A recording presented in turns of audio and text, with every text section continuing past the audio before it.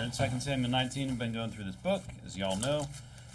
Before I get into chapter 19, I'll review what we talked about in 18. If you remember, this is when Absalom dies. I think Absalom was reprobate. Like I said, maybe you like Absalom. Maybe you wish Absalom was sitting next to you in this church. Maybe you wish you were Absalom. I don't know. But I think he's a terrible man. I think that, generally when people read this, they're like, hey, that's good that Absalom's dead. But the circumstances in which he died in were not good. Joab should not have put him to death. Why? Because his boss told him not to harm Absalom. Okay? Now, if my wife goes and does something that I tell her not to do, she's not doing the right thing. Okay? Even if she thinks it's better, it's not the right thing. If I'm at work and I do something my boss tells me not to do, it's not the right thing, because the right thing is for me is to do what he wants me to do. Right? And if you're so stupid to think that you know better than God, that you're going to do something that goes against what he says, I mean, well, to you. But Joab should not have done that. So what do we have here? We got they go out to battle. If you remember, God killed, as far as I can see, God killed a bunch of these people. They died in the force. The Israelites that come and attack, that are following Absalom. Absalom gets caught by his own hair. His own vanity kind of leads to his downfall. Joab kills him. He's looking for this scapegoat guy. But the guy's like, if I had killed him, remember, he's like, I would have given you like a girdle and some silver. And the guy's like, if I had done that, you would have killed me yourself, Joab. Absalom's dumped in a pit in the forest. Then the messengers tell David what happened, and David's kind of distraught, and David's not very happy with this. We kind of talked. One of the things we talked about last week was being involved in bad relationships. The fact that sometimes other people around us can see that we're in a bad relationship, and in this case, the relationship what David had with his son, you'd be like, hey man, you shouldn't be friends with, like, you should kick your kid to the curb because they're a reprobate. They're a murderer. They're a terrible person, and the parents like, oh, I don't know. I think they're a pretty nice person. Sometimes people from the outside can see things clearly. Well, let's get into it here in verse number 19. So the setting is that David has found out that Absalom, his son, is dead. Who, as far as I can see, David has a lot of regret over how he raised Absalom potentially and the things that happened to Absalom, because they kind of all go back to David's sin, right? I mean, it doesn't all tie back, but his sin with Bathsheba and the fact that the sword would never depart from his house. Before I get into 19, I'm going to pray. Heavenly Father, I just pray that you fill me with your Spirit and help me to preach to the people here. And in Jesus' name we pray. Amen. Verse number 1, it says, and it was told Joab, behold, the king weepeth and mourneth for Absalom. So people are like, man, this guy's really sad. If you remember, all the messengers in the previous chapter, they're like, we got great news. I can't wait to tell the king the great victory that was wrought. It was amazing. What did Cushai said? He said, the enemies of my lord the king and all that rise against thee, in verse number 32 of the previous chapter, to do thee hurt, be as that young man is. They're like, man, we wish that all your enemies were just like Absalom. We wish the same thing happened to them as did to Absalom. But this is very hard for David here. It says, verse number 2, in the victory that day, and if you remember, this is a victory for the people of God. This is God's victory because he went out and he fought. Now the thing is, should have Absalom have died? That's a different story. We don't know, because I don't think it was necessarily like it wasn't the right way for that to happen, because he couldn't defend himself. I don't think you should kill people if they can't defend themselves. Okay, if someone breaks into your house, and they got a weapon, and you got, another weapon, whatever that would be, and you're pointed at them, and then they like give up. And you're like, get on the ground, and they get on the ground, put your hands behind your back, and then you put one in the back of their head. Like that's basically murder. That's no longer like self-defense, because you would neutralize that threat. Okay, that would be wrong. And that's honestly kind of the situation that they had here, right? And verse number 2, and the victory that day was turned into mourning unto all the people, for the people heard say that day how the king was grieved for his son. So these people come back. These people were rejoicing. They're happy. They followed David. A lot of Israel, they stayed with Absalom. But these people, they follow David, and then he wins his battle, and then David's sad. David's crying. David's having a hard time. He's depressed. Whatever it is, he can't overcome it. Keep your finger there. Actually, I'll just read John 1:3. You guys all probably, a lot of you know it. But why did I have this here? I said David's depressed because he has a bad relationship with God. And if you think about it, that's really what this comes down to, because, his relationship, it seems like he's drifted away from God. And now he's depressed. Is he depressed because he's trusting in the Lord? No, he's not. I think he's depressed because he's departed from God. And if you're ever depressed, it's probably because your relationship with God isn't that good. But it made me think about these people, especially after yesterday. These guys met some assistant pastor from Maple Ridge Community Church. And it made me think of these people that say that you have to have a relationship with God. And they mean to go to heaven. And those people are terrible. I hate those people, honestly. You want to know why? Because these people think that you have to maintain your relationship with God for your salvation. That's what they're always talking about. I remember the main pastor there, one time I was trying to troll him on YouTube, and I said, hey, what if I never talk to my dad? He's still my dad, but we're just not, our relationship's really bad. And if I want that relationship to improve, I'd have to work at it, right? So in order for me to be saved, I have to have a relationship with God through Jesus. But relationships take work. So are you telling me that you have to have work to go to heaven?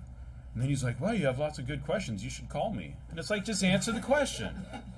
Just answer the question. And the reason is because the way I'm laying it out is the only answer. He's got to either say, yeah, you have to have a relationship and you have to do the works. And that's what they mean.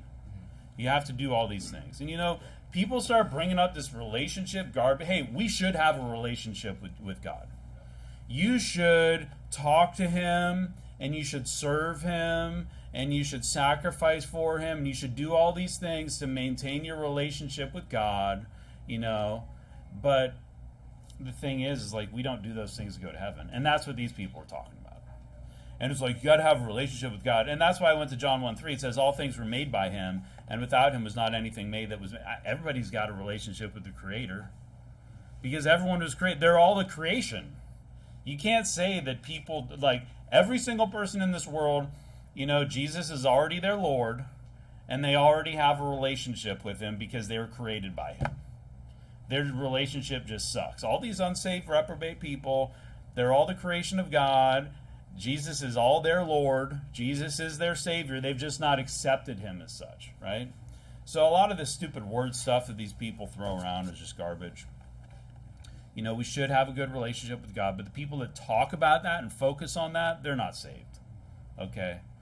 I don't think you certainly won't find someone in the new IFB that's saying you gotta have a relationship with God in that voice that these people use in the context of salvation.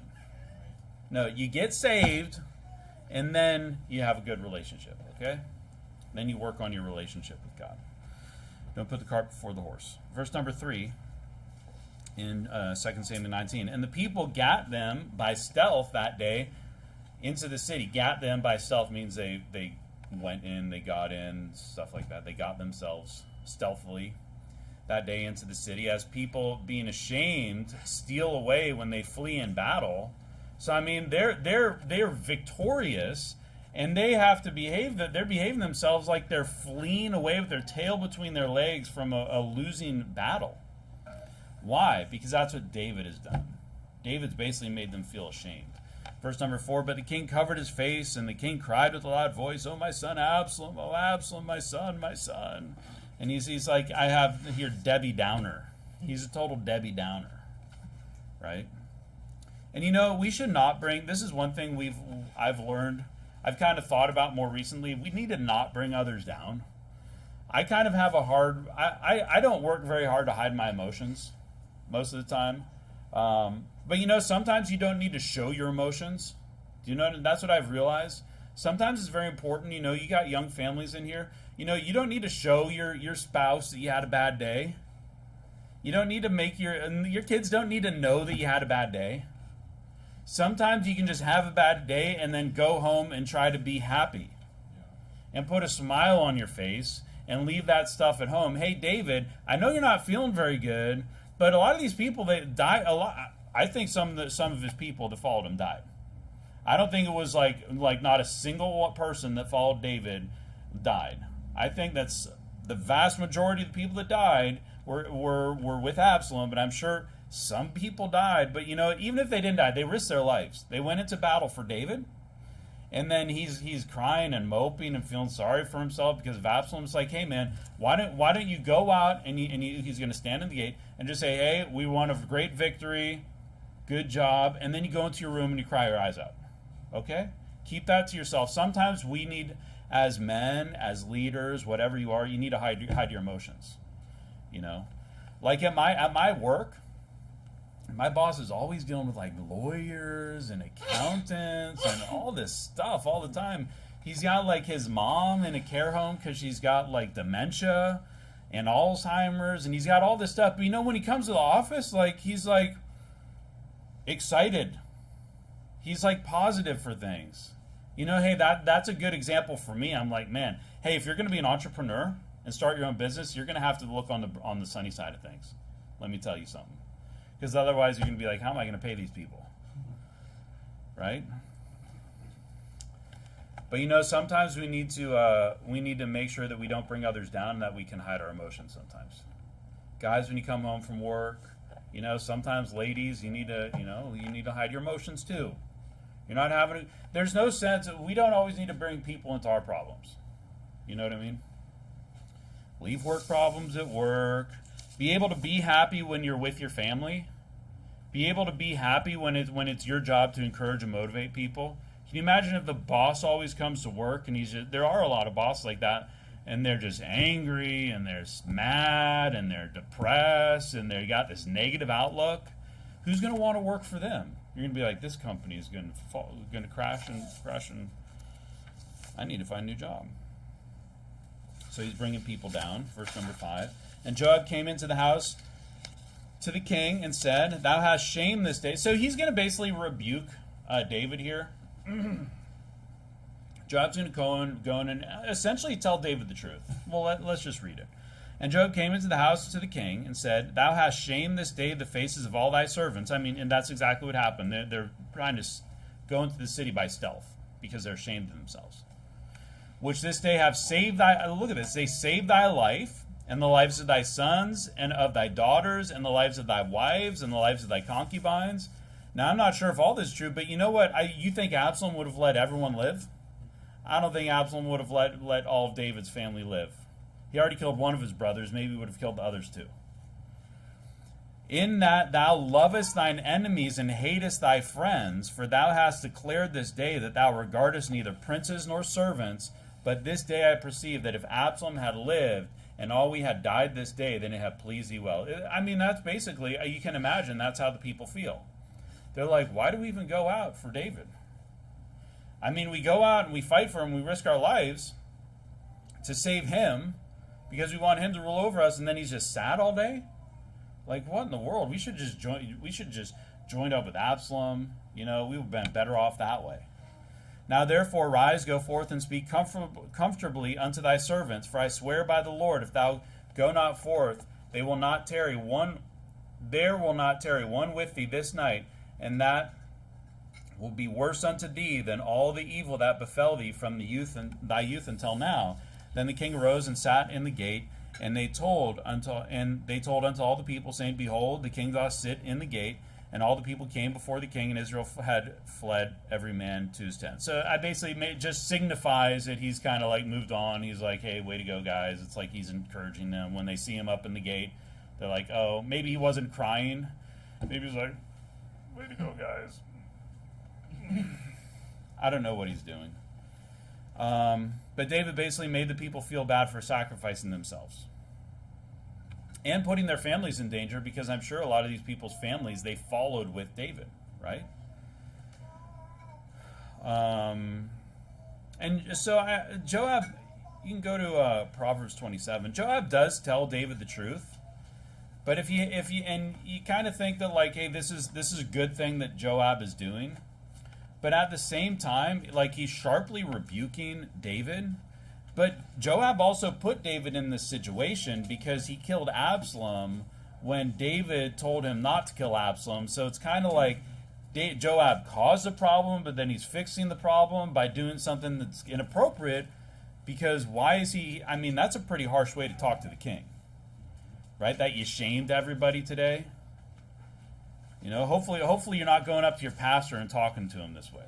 You know what I mean? Or your boss. Wow, hey boss, you really screwed up today. Like, what in the world? You know, like, I wouldn't do that. I can't really imagine doing that. And this is the king of Israel. You know, maybe David would have just locked up Absalom if he took him captive. I mean, isn't that what he did originally when Absalom came back after killing Amnon? He basically just locked him up in his house and David didn't have anything to do with him. Maybe he would have just kind of let him live out his days and just make sure that he couldn't influence anybody. Who knows? Who knows? But Absalom didn't necessarily have to die. He just had to be taken care of, right? But Joab was disobedient and he did wickedly kill Absalom. But I do think in some ways he's kind of acting as a friend, but Joab's he's got this weird mentality where he's like super faithful, but then he's extremely disobedient at the same time. Like he sticks with David, but then he goes and kills Absalom and he does things like this. I have Proverbs 27:6 says, "Faithful are the wounds of a friend, but the kisses of an enemy are deceitful." I mean, maybe you say that he was just acting like a friend because David really needed to snap out of this. But the problem is that Joab kind of caused this situation. But, you know, sometimes what can happen is sometimes you will need someone on the outside that actually cares about you to basically tell you how much of a fool you're being.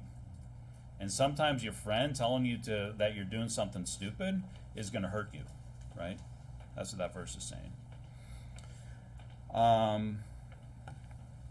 So Joab didn't really do anything. He's not really acting right here, but he really did spare David from a lot of trouble. I think basically what he's saying, I think everybody probably would have left him at that point. They probably said, hey, this guy isn't the guy to lead us. But you know, there might come a time if you care about somebody, hopefully you're not causing the problem, where you might need to actually talk to them and say something that's hard to say. Let's go to verse number 9. And all the people were at strife throughout all the tribes of Israel, saying, the king saved us. So now these people that followed Absalom are kind of distraught because they were on the wrong side, saying, the king saved us out of the hand of our enemies, and he delivered us out of the hand of the Philistines, and now he has fled out of the land for Absalom. And Absalom, whom we anointed over us, is dead in battle. Now therefore, why speak ye not a word of bringing the king back? And King David sent to Zadok and to Abiathar the priests, saying, speak unto the elders of Judah, saying, why are ye the last to bring the king back to his house? So this is like his people, seeing the speech of all Israel's come to the king, even to his house. Ye are my brethren, ye are my bones and my flesh. Wherefore then are ye the last to bring back the king? And ye say to Amasa, art thou not of my bone and of my flesh? God do so to me. Actually, God do so to me, and more also, if thou be not captain of the host before me continually in the room of Joab.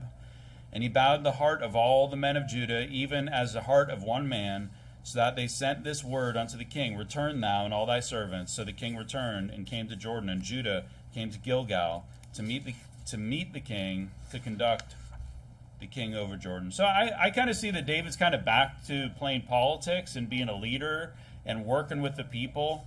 It seems like a real change in how he's been recently. You know, he's softly, like, it seems to me, rebuking Judah and saying, like, hey, why aren't you bringing me back? If anybody shouldn't you be bringing me back? And he's kind of requesting that they do this. You know, it kind of seems like David's kind of back to his old self in some ways.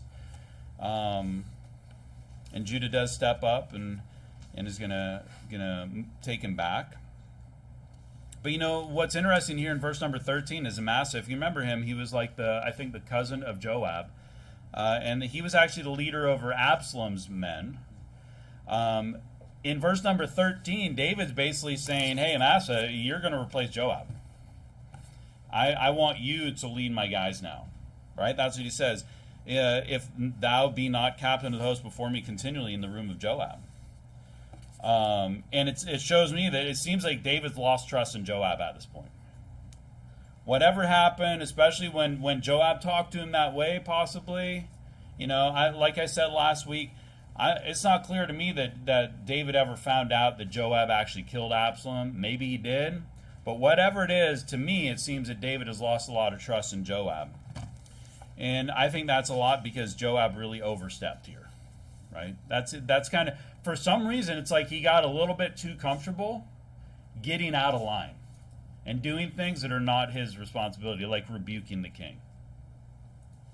And I think his latest action kind of exposed himself. Having like David's just distraught, and then Joab comes up and just rebukes him and puts all that on him when it's not really, it was a little bit more complex than that, as we just talked about.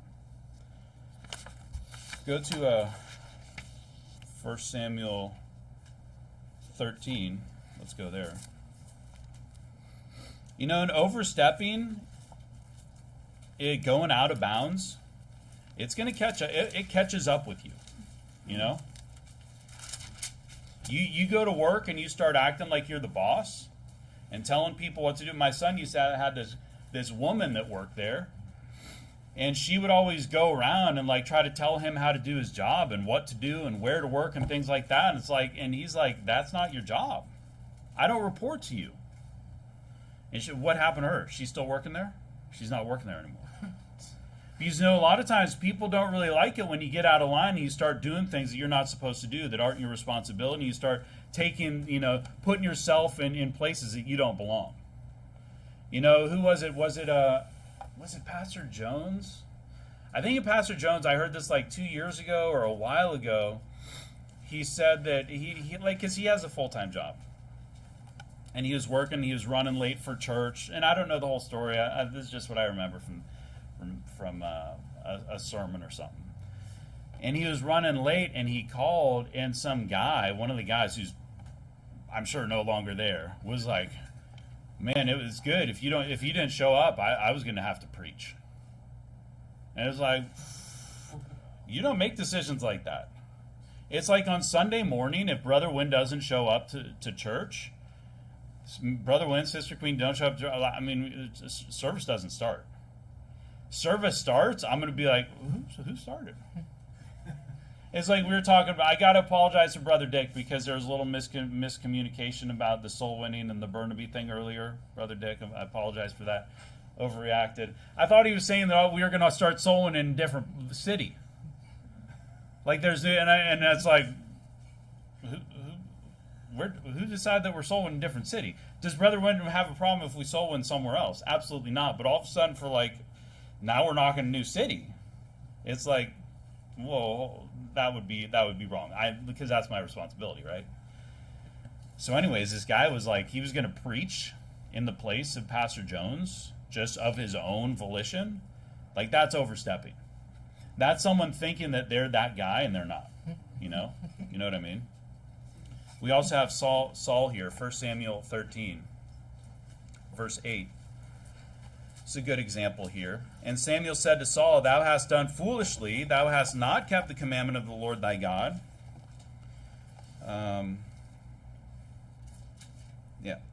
Which he commanded thee. For now would the Lord have established thy kingdom. Why am I in? Okay. I was supposed to start 8. Remember, Samuel's supposed to come, and he's going to offer some burnt offerings, and he's late. So what does Saul do? Does he wait for the man of God? No. It says, and he tarried 7 days, according to the set time that Samuel had appointed, in verse number 8. But Samuel came not to Gilgal, and the people were scattered from him.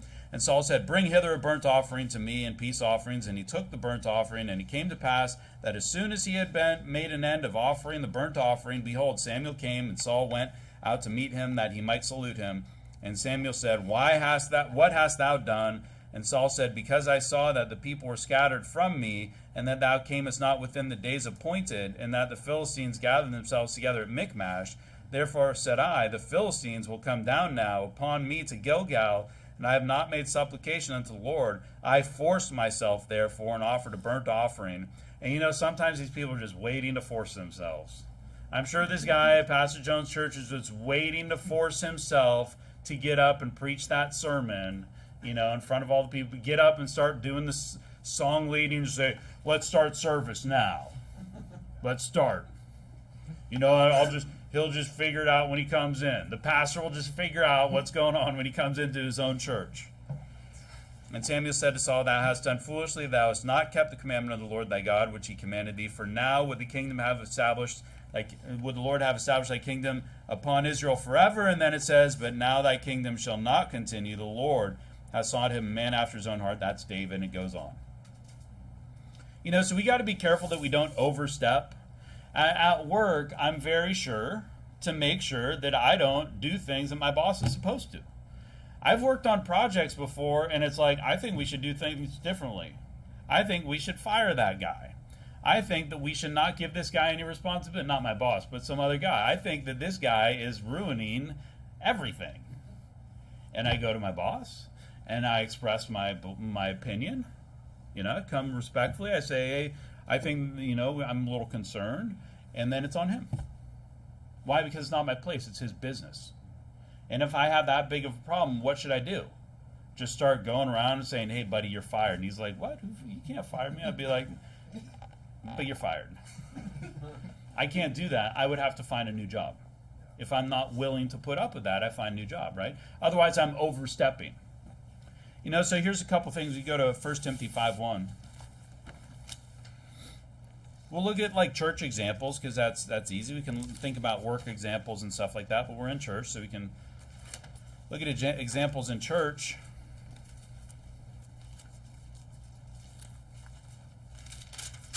The word elder is used to refer to pastors. It's also is referred to because it says, verse 5:2, 1 Timothy 5:2 says the elder women. Well, there's no woman pastors, okay? And it's not, it's not like the Mrs. Pastor, like the pastor's wife is like some title or something like that. It also refers to just older people. So we can apply this to, number one, to apply it to pastors, but number two, we apply it to people that are older than us and more mature, okay? Some person just got saved in here and comes in and they're like 70 years old. I mean, you don't need to, you kind of look at a spiritual age. We should treat older people. I used to have this one kid, my brother played flag football, and this kid was older than me and bigger than me. And because I was 4 years younger, this guy was big, right?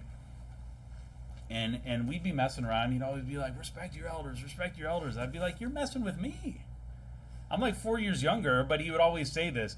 What's really funny about that guy? My dad used to do a lot of running in our neighborhood, and my dad was obviously older. This kid shot my dad in the hamstring with a BB gun from his window. It's respect your elders, buddy. It's so, sometimes people just say that. My dad had to go talk to the guy. Yeah. But 1 Timothy 5:1 says, rebuke not an elder, but entreat him as a father, and the younger men as brethren. So when you talk to your pastor, you don't say, hey, this is what we should do, pastor. Because if my son came to me and told me, hey, Dad, this is how this household needs to operate, I'd be like, excuse me? You'd be like, that's not the right way. Forget what society teaches about how we're supposed to talk to people. Okay? Go back to olden times, whatever you think olden times is, and think about the kid and how he would talk to people that were older than him. Oh, hello, sir. Good day, sir. Oh, hello, ma'am. Oh, hi, Mrs. So-and-so. Oh, hi, Mr. Hi, Mr. Jones, whatever. The neighbor across the street, waving, being polite, not talking around adults. The adults are talking. The kids don't come up and just start interrupting. The kids don't just come up and start blabbing their mouth. The kids are quiet, and the adults are talking. And the adults are learning how adults talk, or the kids are learning how adults talk. Hey, here's some advice. Children, younger people, y'all younger than me. But, I mean, a lot of us, after you reach a certain age, we're just kind of, in the same little pool as far as I see. I still am older. My wife's still older. I'm a leader of the church. I think Pastor Thompson would want me and my wife to be treated just like he would be treated or his wife would be treated, right? Because we are kind of here in place of them. But you know, the kids don't just jump. When kids are around older people, why don't you figure out how older people interact and talk? Like when the little kids, why do you think they put the little kids at the kids' table? Because they're always going to interrupt. But you know, when the little kids are around the adults, kids should be quiet and pay attention and see how big people actually communicate and talk to each other. You can learn a lot about conversation, how to act, okay? My number one thing here is overstepping. Talking to people over you and in ways you shouldn't is disrespectful and rude, okay? Children interrupting their parents is disrespectful and rude, you know? Telling older people what to do, telling our pastor what to do. You know, people that come in and tell Pastor Thompson how he should operate his church, you know what? That's like a flag that goes off. Because people that come in and try to tell people that run a church how to run their church is like, well, why don't you go run a church? If you like how it is, like it's like, we got Grace Baptist Church down here. If you don't like how it's working, I mean, there's plenty of churches to choose from. If you don't like how it works here, I mean, you could go somewhere else, right? I mean, no one's forcing you to be here. You know, I don't tell my boss what to do. And, you know, not treating people as a parent, you know, maybe not how you treat your parents, but maybe how that idyllic child would treat their parent, right? Respectfully, honorably, honoring your mother and your father. Like, that's how you should treat, like, people in authority over you. That's how you should talk to your boss at work. That's how you should talk to your teachers. Maybe not if they got like blue hair and nose rings and stuff like that. You should probably just run the other way. You know, when you're talking to like your pastor and church leadership, or when you're talking to people that are older than you and maybe more mature in the Lord, or that have been there for a long time, that have a lot of experience, you know, you speak respectfully to them. You know, I'm gonna speak respectfully to other pastors and stuff like that, even if they're not like, you know, we're not the closest or something like that. Until I hear him preaching some heresy and then, like, it's on, right? Then you would potentially have to call him out on that.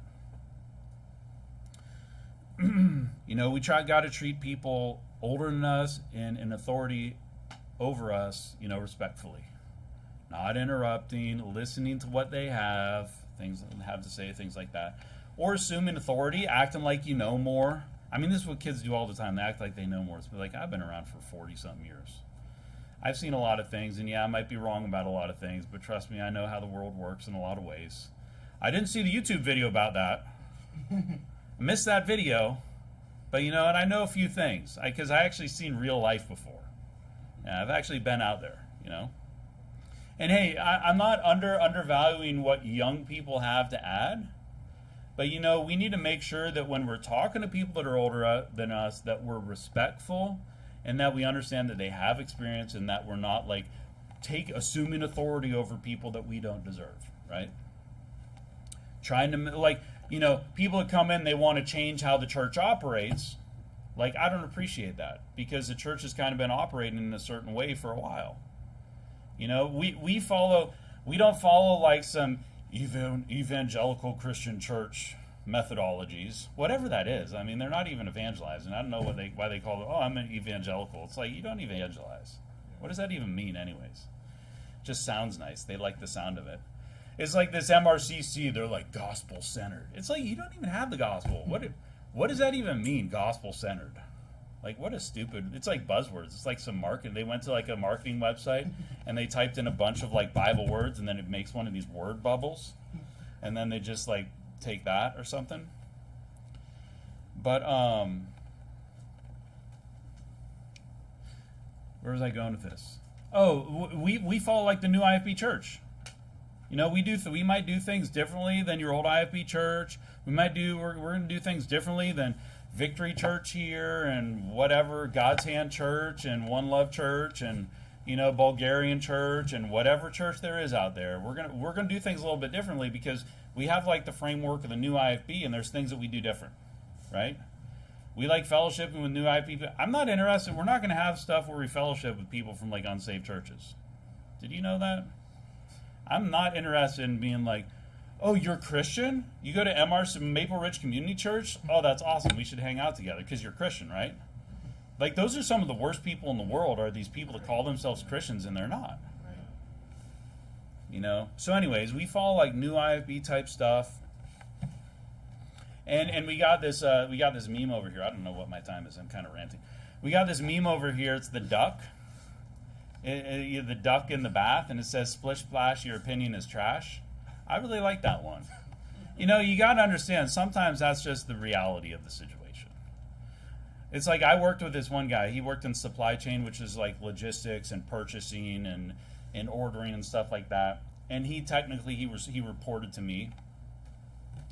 And I would report with my boss, and we always worked very closely on like business strategy, whatever type stuff. And he came and he was telling me like, "Hey, I think we should do things differently. And I was like, I said, I don't care what you think. That's not your job. You have no responsibility with this. You know what? And I don't think it was even something that I had authority over. It's like, I don't care what you think. My boss is going to make a decision, and that's what we're going to do. We don't care. Stop wasting your time on all this stuff. Stop thinking about all these things that if you could do it. But this guy's never going to be a CEO. You know what I mean?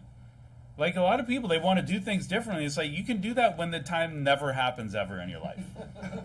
You know what I mean? It's like, I would do it differently. When? How honestly, you know, God willing, there's going to be some people that lead we're going to start churches. I don't know when that's going to be. But if we were able to start churches, it's not going to be the entire people, all the men in here are going to be starting churches, right? I mean, it's going to be like, it'd be like one. If we started two, we're so small. You know what I mean? It's going to be like the actual amount of people that are going to like run their own church is so few and far between. So sometimes, my point is this, sometimes you just got to follow. And that's just the way it is. You know, when you're at home and you don't like the way your parents do something, well, hey, you know what? While you're in that house, that's the way it's going to be. And when they're your parent older and you're around your parents, that's the way it's going to be. But you know what? Someday you can have your own family and you can do things differently. And then you know what? When you have your own family, you might realize that you're going to do it the same way that your parents did it. Because that way actually, you know, it actually worked. So if it ain't broke, don't fix it. Because you got to think that you are a product of your parents in that environment. Sometimes to our detriment, but you know, hopefully in this environment, like this church, it's going to be good things. And also, I got one more thing. We're talking about overstepping. You know, here's something. If you're doing things different from the majority, maybe you're a little out of line. I'm not bringing up anything specific. I'm just saying, if you're doing things different, maybe it's like you know, what do they always say about like the nail that sticks out is the first one that gets hammered or something or the tallest head that stands up is one that gets chopped off, whatever. It's like sometimes we just want to, in a church environment, we kind of just want to like get along, work together. We don't need standouts. You know, if you're going to stand out, just stand out because you're on fire for God or something like that. Not because you're trying to like when waiting for the opportunity that brother wins going to be like a minute be late for service so you can just get up and start leading everything. That's going to make you stand out in the very wrong way, okay? You know, people that come in and I think we had someone, they were like, it was like they were wanting to dance during the singing. Like one of these visitors. It's like, we don't do that here. You know, waving their hand. You imagine someone comes in and we start singing and they start doing like this stuff. And they're going to look at, we're going to be like, someone's going to have to talk to them afterwards. You know, because a lot of time it's people that insist on doing that stuff, they're being different because they're too stubborn to just get in line. Right? So we just get in line. Just follow. We kind of know, we kind of know what we're doing. When we don't, we talk to Pastor Thompson, Mrs. Thompson, figure out what to do, you know. We try to figure out, we try to do things aligned with the new IFB whenever possible and stuff like that. But, you know, so we got a system. You know, sometimes people just want to impose their system, their theoretical system that will actually never exist on your system or on the system, right? I worked with another guy. This guy was terrible. I think he was a fag. Honestly, that's the only way that I can explain this guy. Like he must have been. I think he was, I don't know what was up with this guy, but he would always come and he'd always talk so much trash about his old boss, the boss that paid him all the money that he could buy the truck that he was driving and gave him all the experience, the guy that owned the business that he worked for. I mean, good night. It's not easy to run a business. This guy was running a business with multiple employees, but he would always talk trash about his old boss. So what do you think he's doing about yours truly? Like when he was working with me, working for me, and immediately after, do you think he was saying positive things about me?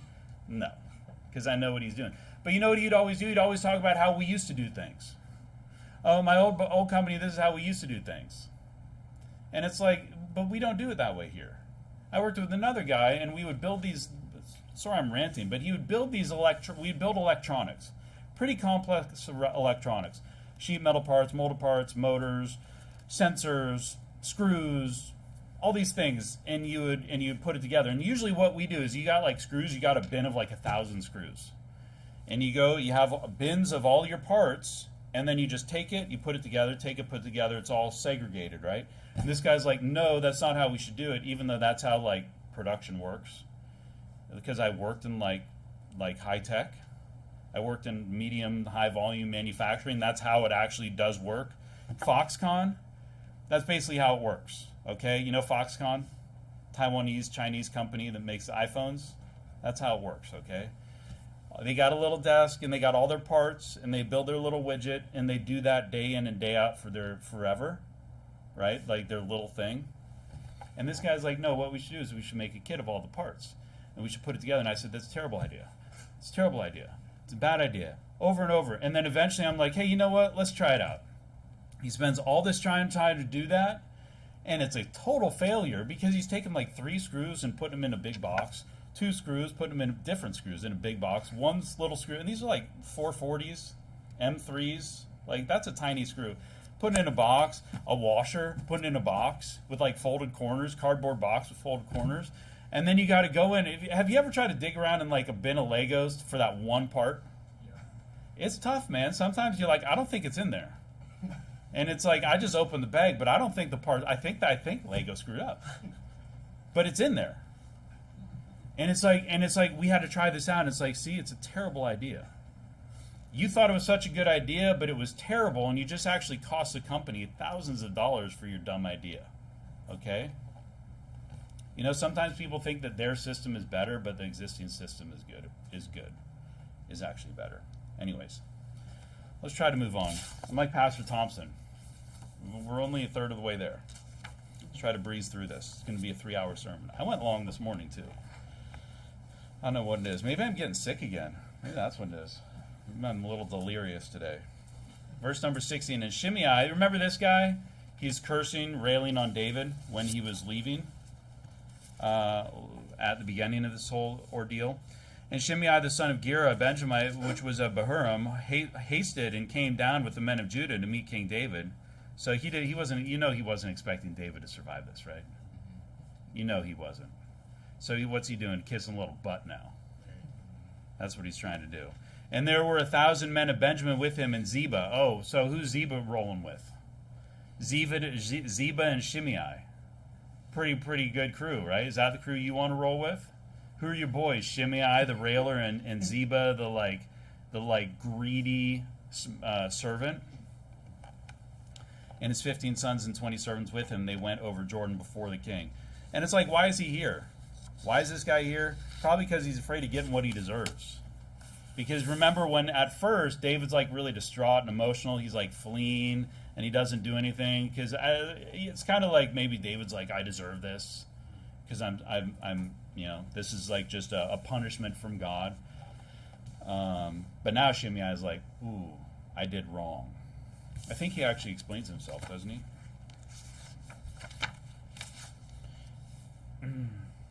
Yeah, let's just read 18. And there went over a ferry boat to carry over the king's household and to do what he thought good. And Shimei the son of Gera fell down before the king, and as he was come over to Jordan, and said unto the king, Let not my lord impute iniquity unto me, neither do thou remember that which thy servant did perversely the day that my lord the king went out to Jerusalem, that the king should take it to his heart. For thy servant doth know that I have sinned. Therefore, behold, I am come the first day the first this day of all the house of Joseph to go down to meet my lord the king. So basically he's coming to apologize that he doesn't get what he deserves. Go to Matthew 15:8. But Abishai the son of Zeruiah answered and said, shall not Shimei be put to death for this, because he cursed the Lord's anointed? And David said, what have I to do with these, sons of Zeruiah? I think he said like the same thing the last time, right? He rebuked the sons of Zeruiah. That ye should this day be adversaries unto me. Shall there any man be put to death this day in Israel? For do not I know that I am this day king over Israel? Therefore the king said unto Shimei, thou shalt not die. And the king sware unto him. So basically David's like, hey, this isn't a day to kill people. This is a good day. Everybody knows that I'm the king. That problem's in the past. And you see that David kind of like moved on. He probably realized that this is the way it should be, right? This is God's plan. But one thing that I want to say here about this, like this guy Shimei, that made me think of, if you look at Matthew 15:8, it says, this people draweth nigh unto me with their mouth and honoreth me with their lips, but their heart is far from me. You know, people will say something, but they actually feel the other way. Is the fact that Shimei is apologizing, but, you know, sometimes people apologize and they don't have to actually mean it. Now, sometimes because all we have are the words that come out of somebody's mouth, you know, we have to, I mean, we're kind of forced to accept apologies. We can't be like, I don't believe you. I mean, you might tell that to people. You might just be straight up and be like, I don't believe you. I think you're lying.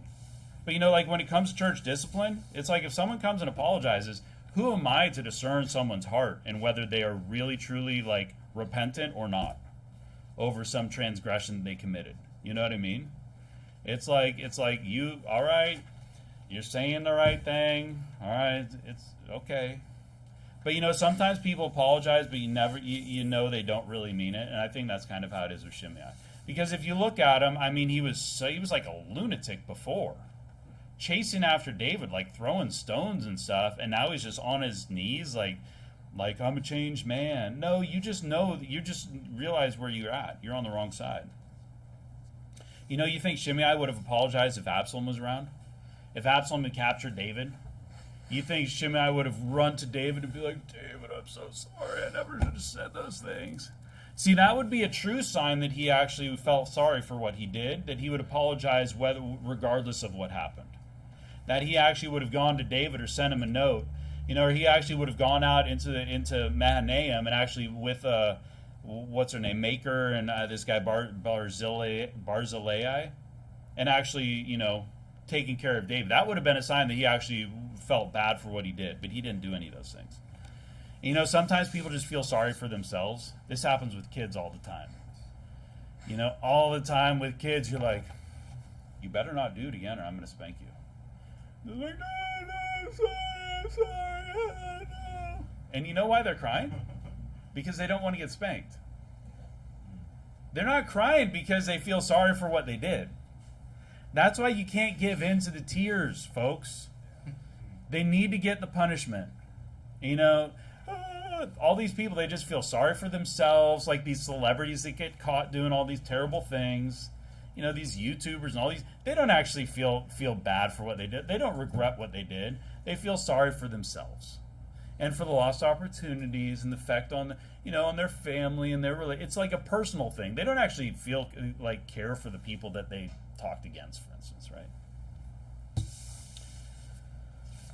But this day's a good day. It's not a day to kill. Not time for his AK, right? You guys know? Today was a good day for David. Kind of like when Christ came to save, he didn't come to condemn. Got the verse about, you know, when they're asking, like, hey, why don't you guys fast? Right? John the Baptist fasts. It says, can you make the children of the bride chamber fast while the bridegroom is with them? But the days will come when the bridegroom shall be taken away from them, and then shall they fast in those days. You know, Shimei's day will come, but today's not the day. You know, sometimes you just got to be happy and be positive and look on the brighter side, and eventually you'll just deal with Shimei and that other stuff. Verse number 24, and Mephibosheth, the son of Saul, came down to meet the king. and had neither dressed his feet, nor trimmed his beard, nor washed his clothes, from the day the king departed until the day he came again in peace. Now, this is a narrator speaking, which is like the Holy Spirit, which is God. And it says that from that very day, Mephibosheth, basically, I would look at this as like a state of mourning, where he's not trimming his beard, and he's not, washing his clothes, or whatever dressing his feet is. He's not doing any of these things because he's kind of like mourning for David. That's how I interpret this. It's not Mephibosheth saying he's doing these things, it's the word of God. And it came to pass when he was come to Jerusalem to meet the king, that the king said unto him, Wherefore wentest not thou with me, Mephibosheth? He's like, where you been, man? What's the deal? And he answered, My lord, O king, my servant deceived. Because I think this is where David's not really trusting people these days. He's kind of like back to his ways. He's kind of like, oh, where you been, man? Huh? A long time no see. What you been up to? Yeah? Talked to your boy Ziba the other day. Yeah, he had some things to say. And he answered, My lord, O king, my servant deceived me, for thy servant said, I will saddle me an ass. I believe Mephibosheth here, personally, right? That I may ride thereon and go to the king, because thy servant is lame. And he hath slandered thy servant unto my lord the king, and my lord the king is as an angel of God. Do therefore what is good in thine eyes. For all of my father's house were but dead men before my lord the king, yet didst thou set thy servant among them, that did eat at thine own table. What right therefore have I yet to cry any more unto the king? And the king said unto him, Why speakest thou any more of thy matters? I have said, Thou and Ziba divide the land. He's like, man, I'm done with you guys. Just split the land, man. But I don't think Mephibosheth actually cares about the land so much. And it says, And Mephibosheth said unto the king, Yea, let him take all, for as much as my lord the king is come again in peace unto his own house. I think Mephibosheth actually cares more for David than for the land. That's kind of one of the problems with Mephibosheth, is he kind of didn't really care about the responsibility that he had. We talked about that previously. He had all these resources and all these things. He could have done so much and kind of didn't mean anything to him. But I think that he does care more about his relationship with David than the money. But what's interesting is that his 2 Samuel 1, you can go there real quick. It seems that Saul's wealth is basically going to go to Ziba. Because what do you think Ziba's going to say? He's going to say, Mephibosheth said I could have it all. No, we don't need a split. Mephibosheth said I could have it. In the house of Saul, just kind of like, and in the next chapter, like even his like daughter's sons are going to be put to death. It's like they're just wiped out. 2 Samuel 1:25. How are the mighty fallen in the midst of the battle? O Jonathan, thou wast slain in thine high places. And the mighty have fallen. And the son is not supposed to be held accountable for the father's sin, but I'll tell you what, the father's sin can greatly impact the generations to come. Yeah. Let's say you decide, hey, I don't want to be, hey guys, I decided that I want to be a Sikh. So we're going to go to Sikh temple from now on. And who's my son going to marry? I mean, hopefully, eventually I'm going to insist, and eventually I'm going to have a bunch of Sikhs in my house. No, I don't have a problem with the people, but I have a problem with the religion. And what's going to happen to my family? We're all going to be a bunch of heathens in 1, 2, 3 generations, and all that blessing from God that we had ahead of us is going to be lost. So you know why? Because I made a stupid decision to become a Muslim, or to even just get out of church. I'll tell you what, how hard was it for some of us to get in church and to be in church 3 times a week? Maybe you grew up that way, but I'll tell you what, it was a big change for me and my family. And now that I'm raising my son that way, and that's normal for him, if we go out and we get comfortable to having Sundays to just like chill, run errands. I forget what we used to do. What did we do? We hung out on Saturday and probably just chilled at home on Sunday. It's probably what it was. You go for a walk and that's nice. I'll tell you what, it is nice. It does feel nice to just chill at home and sleep in and have that extra, because it is like an extra day. When you don't have church, it's like, man, it's a lot of time. It's way better for me to be in church, and that's why I'm here. But if I get out of church, eventually, it's going to be in my house. It's going to be a culture of not attending church, and then no one's going to attend church. It all started with me and my wife starting to go to church like 20 years ago, something like that. Whenever it was, pretty much every Sunday, going to some lame church, but we got in the habit of going to church, and then when we didn't go to church, we were like, we should go to church because we had that habit, and now it is what it is. But you know what? The house of Saul is basically just fading away. It's a Mephibosheth the lame. And Ziba's going to take everything. David's just had enough of this guy. I think he's going to still sit with King David. I think King David's still going to take care of him. But like all the wealth, everything's gone. He's got like no... Like, you think David's going to turn to Mephibosheth for anything? He's going to be like, hey, I'm going to have Mephibosheth as my officer over something. No, not at all. Can't even handle his own house. Verse number 31, and Barzillai, the Gileadite, came down. Now, this is one of the guys that took care of David. Remember, they sent like a care package. We talked about Maker last week. Maker was who Mephibosheth was actually staying with when all this stuff went down.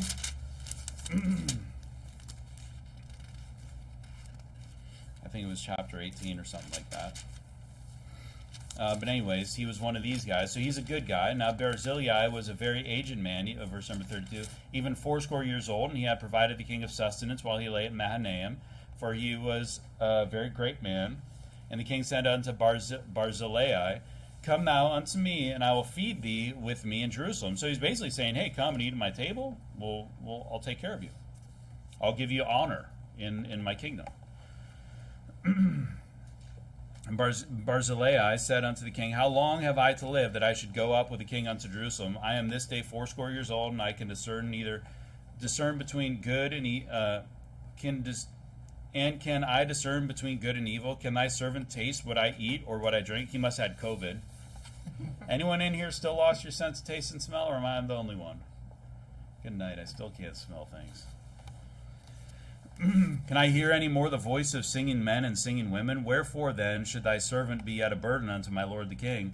Thy servant will go a little way over Jordan with the king, and why should the king recompense it me with such a reward? Let thy servant, I pray thee, turn back again, that I may die in my own city, and be buried by my own grave of my father and of my mother. But behold thy servant Chimham, and let him go over with the Lord my king, and do to him what shall seem good unto thee. And the king answered, Chimham shall go over with me, and I will do to him that which shall seem good unto thee, and whatsoever thou shalt require me, that will I do for thee. And all the people went over Jordan, and when the king was come over, the king kissed Barzillai and blessed him when he returned unto his own place. Then the king went on to Gilgal, and Chimham went on with him, and all the people of Judah conducted the king, and also half the people of Israel. So Chimham, which I assume is like a faithful servant of Barzillai, basically Barzillai is like, hey, I don't want to go with you, but you take this, my faithful servant. I don't think it's his son. Doesn't seem like that to me. It's his servant, and he offers him to David, and then David basically takes him on. Let's go to Luke 6. Almost there. We'll just wrap it up quick. I'll just read Luke 6:32. For if ye love them which love ye, what thank have ye? For sinners also love those that love them. And if ye do good to them which do good to you, what thank have ye? For sinners also do even the same. And if ye lend to them of whom ye hope to receive, what thank have ye? For sinners also lend to sinners, to receive as much again. But love your enemies and do good and lend, hoping for nothing again, and the reward shall be great, and ye shall be the children of the highest, for he is kind unto the unthankful unto the evil. And I think Barzillai is a really good friend of David. And how do you see that? The fact that he did this really great thing for David, but he didn't expect anything in return. Now he got something in return because David was a really powerful man. So basically, he gives that honor. Barzillai asked him to give that honor up to Chimham. But I think it's a good thing. I think a blessing for us is to have people that we can help out in church, and we can work together. And we can, if someone needs help with something, fixing something or with some kind of paperwork or whatever, and we got people that have skills in here, I think that's a great thing when we can help each other out, not expecting anything. I'm not saying that we need to go and build someone an addition on their house for free. That might be, if it depends on how much work it takes, but if you're going to sacrifice like an afternoon or a couple afternoons to help somebody out, hey, amen, that's great. We're able to do that. And, we don't do it expecting something in return. Now, to be honest, you might expect a meal or something like that, okay? You're going to go and you're going to work 6 hours of hard labor for your friend, hopefully, whoever it is, hopefully they're going to give you some food. They're going to be like, hey, man, you hungry? And you'd be like, yeah, I'm starving. And be like, hey, let's go get something, right? But it's nice when people help out, not expecting anything in return. It's nice when people do things for you, and don't you think that you should do the same thing to other people? Yeah. And we should expect. I think we should all be open that if we have abilities and skills, and if someone needs help from us, that we're going to help them out, right? And that's what we can help each other out in things. Brother Martin helped out with some drawings for this place. It helped. I mean, that was a lot of weight off my back, and it's nice. He wasn't like, all right, that'll be $500. Even though if it was a real job, I mean, he could have charged some money, But it's nice when we don't have to do those things. So Barzillai is doing a nice thing. He says, hey, it's not about me getting some from you. I want to do this for you because I'm a good friend. You're a good friend, and it's good to do things not expecting anything in return. I guess my point is that friends help each other out. And friends should be able to expect help when they need it, right? When somebody needs help, hopefully we can call somebody up and they'll come over. But it also is nice to repay the favor. It's kind of funny. It's like it's nice when people do things for free, but it's also nice when people repay the favor. You're like, hey, man, you didn't need to do that. And you're like, maybe with a meal or something like that. And you're like, hey, my pleasure. Thanks for helping out. Let's finish this. Last 3. And behold, all the men of Israel came to the king, said unto the king, why have our brethren, the men of Judah, stolen thee away? Now, remember, David did kind of ask him, right? And he encouraged them to bring him in, and have brought the king and his household and all David's men with him over Jordan. I guess they want to be part of it too, because they're kind of worried because they rebelled against David. That they're probably worried that, like, hey, we weren't there, and I was going to hold us against this, and we wanted to be there. Why didn't you tell us? Hey, man, why didn't you tell us that you were going to do this? Because we would have totally been there to support David. And all the men of Judah answered the men of Israel, because the king is near of kin to us, wherefore then be ye angry for this matter? But you can kind of understand, I think, why they might be a little bit angry, right? Because it makes them look bad. Have we eaten at all of the king's cost, or hath he given us any gift? And the men of Israel answered the men of Judah and said, we have 10 parts in the king, and he's basically saying, hey, we're more people than you, because the rest of the tribes.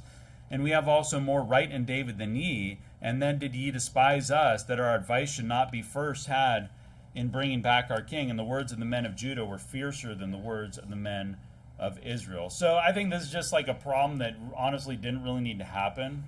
Didn't really need to take place, because they could have actually just been like, hey, let's all welcome David back. You go to Proverbs 15, last verse here.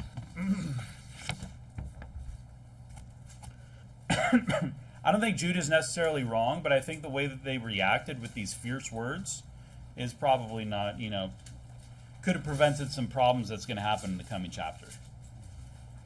Proverbs 15:1 says, a soft answer turneth away wrath, but grievous words stir up anger. Sometimes here's some advice. You can handle tough situations gently and softly, and it's a lot better than causing strife. Sometimes you got to look for the right opportunity and actually think how you're going to bring things up to people to discuss things. Don't do it in the heat of the moment. I mean, they didn't need to talk fierce here. They could have been like, oh, I don't know what they would have done, honestly. But it caused trouble the next chapter. So they might have been right, but they overreacted. And sometimes we need to be careful about that. We might be right about things, but sometimes the way we talk to people can make things worse. And groups that could be otherwise divided need to work together, right?